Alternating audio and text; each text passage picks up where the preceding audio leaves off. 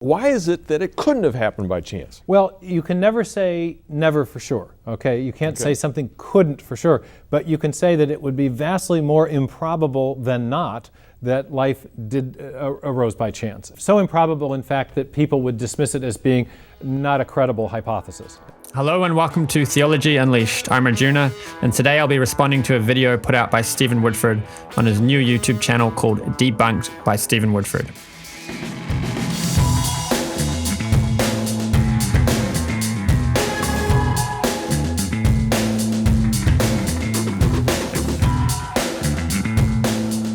In this video, he attempts to debunk the argument from improbability.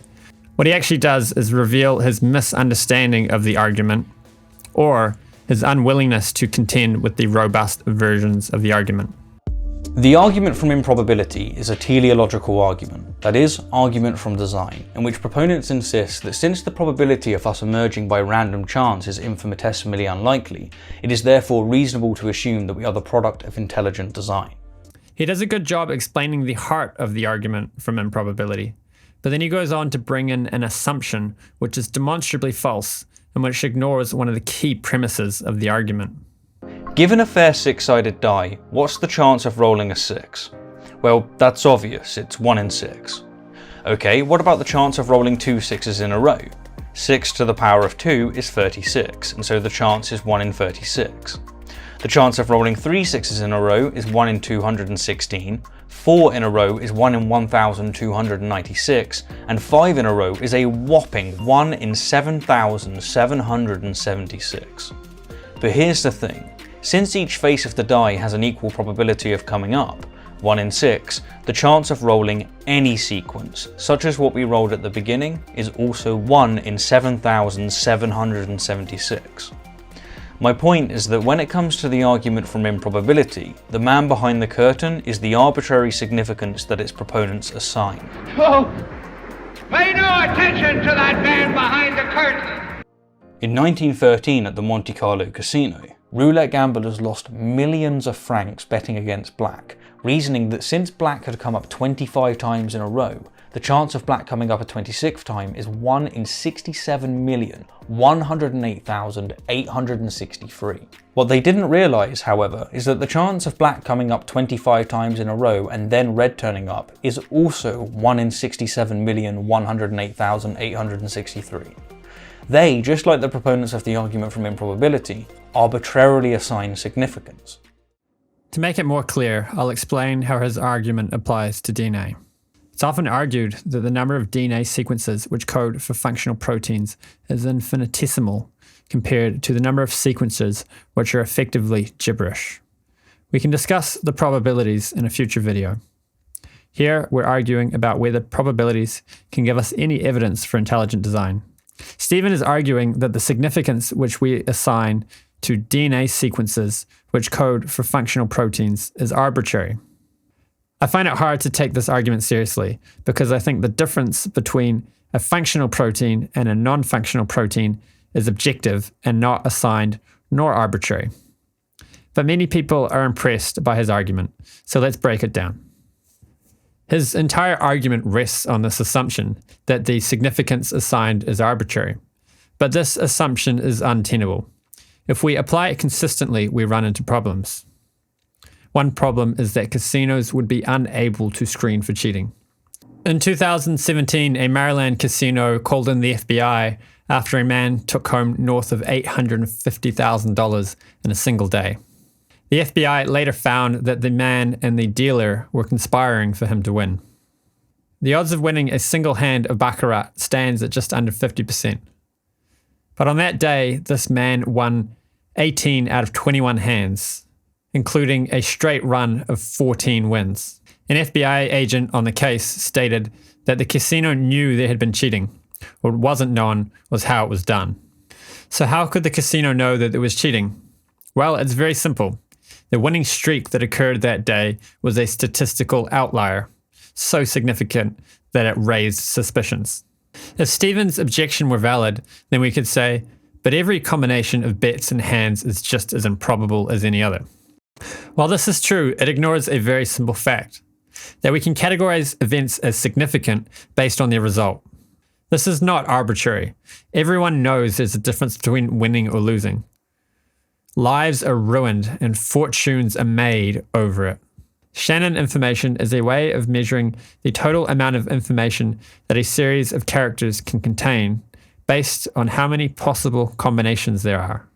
When measuring Shannon information, we find no difference between a work of Shakespeare and a work of equal length produced by a monkey smashing keys on a typewriter. To know the difference between Shakespeare and gibberish, we need to talk about what Stephen Meyer terms specified information. Every combination of letters is improbable, but only some result in coherent literature. Even fewer are elegant. Now I'll play a clip of Stephen Meyer from the Discovery Institute explaining the argument for intelligent design based on probability. So let's imagine we have outside the auditorium here, we have a nice bicycle that's locked with one of these 4-dial locks. If I tell you that there's a thief that's coming up to have a go at the lock to see if he can steal the bicycle, is it more likely that the thief is going to succeed or fail to open the lock via a random search for the combination? And I kind of gave this away last night in the interview, but the standard answer I'll get from an audience when I pose this rhetorically is, oh, he's going to fail, more likely to fail. But they say, wait a minute, it's a trick question.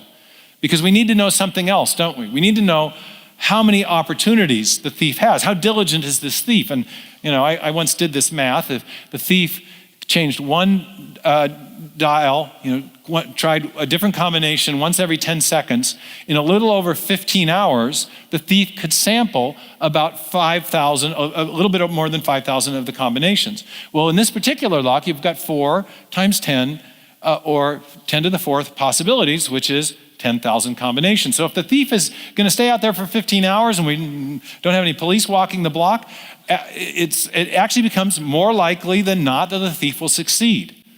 But what if the thief encounters this lock? Next slide, please.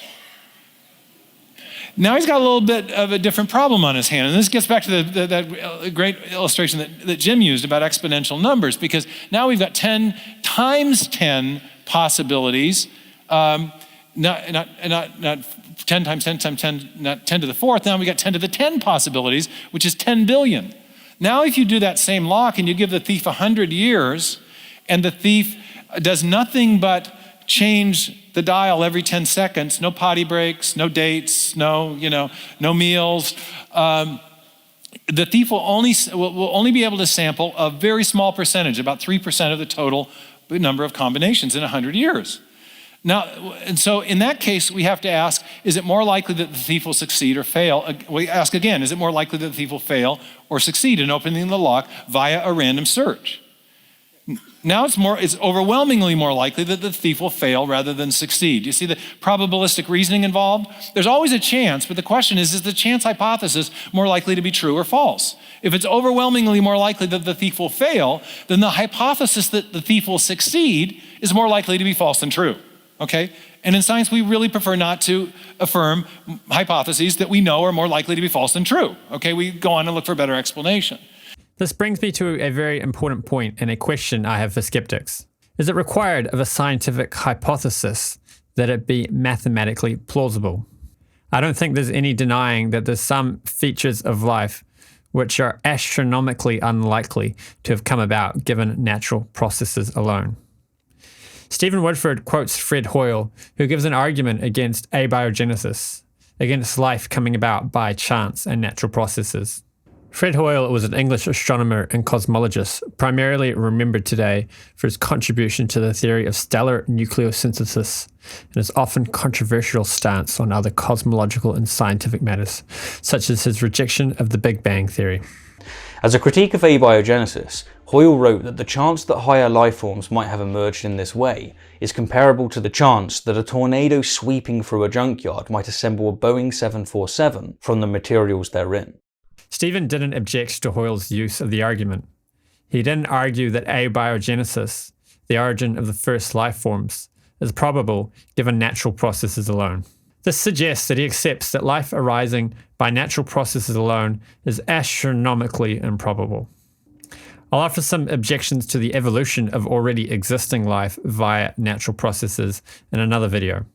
In this video, I want to have more of a meta discussion. I want to talk about probabilities and whether we can use them to infer an intelligent designer. If we can't use probabilities to infer an intelligent designer, then why can archaeologists do it? When archaeologists find scratchings on a wall in a cave, they can infer that there were people here who carved them.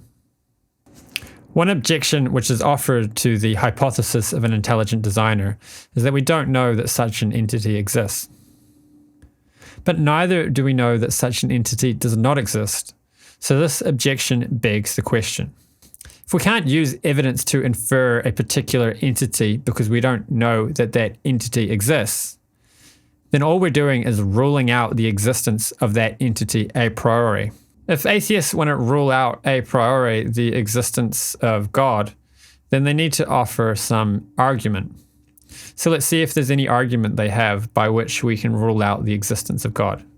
Stephen Woodford offers one such argument in his video. I'll respond to it here. The argument is predicated on improbable entities being the product of either random chance or intelligent design, but proponents make an unjustified special exception to this rule for the intelligent creator itself. That is, they don't assume that God is the product of either random chance or intelligent design. More often, they assume that God has simply always existed. But to borrow a few words from the astrophysicist Carl Sagan, if we say that God always existed, why not save a step and conclude that the universe always existed? His logic here is faulty, and here's why. The reason why we don't stop at the universe is because we have evidence inside of the universe to something outside of it. Now, we can't know details about God based on the universe, but we can know that something is going on. Just like in a crime scene, they can determine that there must be foul play at stake, that something fishy is going on. We can know based on the probabilities of life coming about by chance and various other things that there has to be an intelligent mind behind what's going on here. God, on the other hand, does not give us any evidence for a God creating God. There is nothing about God which makes us infer that he must have been designed.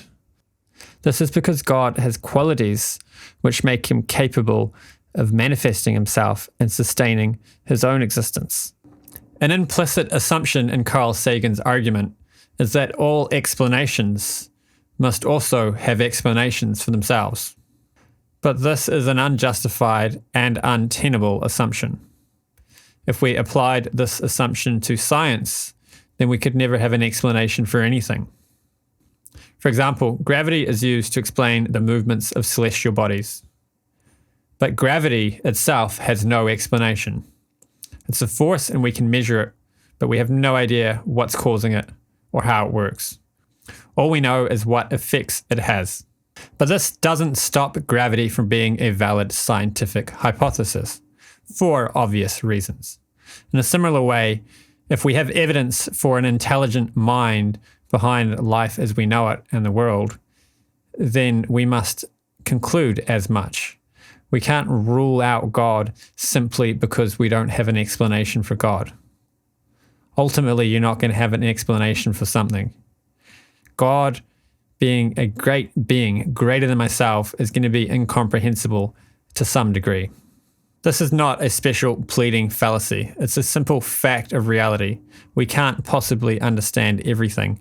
Our minds are not that great. All things improbable are either created by random chance or intelligent design, except for God. Enter the ultimate Boeing 747, courtesy again of Dawkins. If proponents of the argument from improbability insist that us existing without a God is as implausible as a tornado sweeping through a junkyard and assembling a Boeing 747 from the materials therein, then we must insist that the chance of God existing without an even greater God is the ultimate Boeing 747, that truly does require the seemingly impossible to explain. I find it a bit disingenuous that Stephen Woodford acts as if this objection has never been answered. Plenty of Christian apologists have provided answers for this objection. The least he could do is mention them and give his reply. William Lane Craig answers it by saying that God is a simple being. He doesn't have any moving parts. He's a disembodied mind. My answer is to say that what we're claiming when we say there is an intelligent designer behind life, that God exists, is that mind is fundamental and matter is secondary. This is a whole subject all of its own, which I'll cover in greater detail in future videos. Stephen's argument is based on the assumption that God is a material being, that he is complex and requires a creator. But that's not the nature of God. He's capable of self-manifesting. What's being claimed here is that the fundamental element of reality, the thing on which everything else sits, which everything else is controlled and caused by, is a mind with intentionality, with the ability to conceive of ideas and manifest them in reality. Stephen is not grappling with the real argument when he offers this silly objection. That'll do it for this video. If you enjoyed it, don't forget to hit the like button, leave a comment down below and let us know what you thought, offer your objections, and hit that subscribe button and turn on the bell so you're notified when I release my next video. Hare Krishna.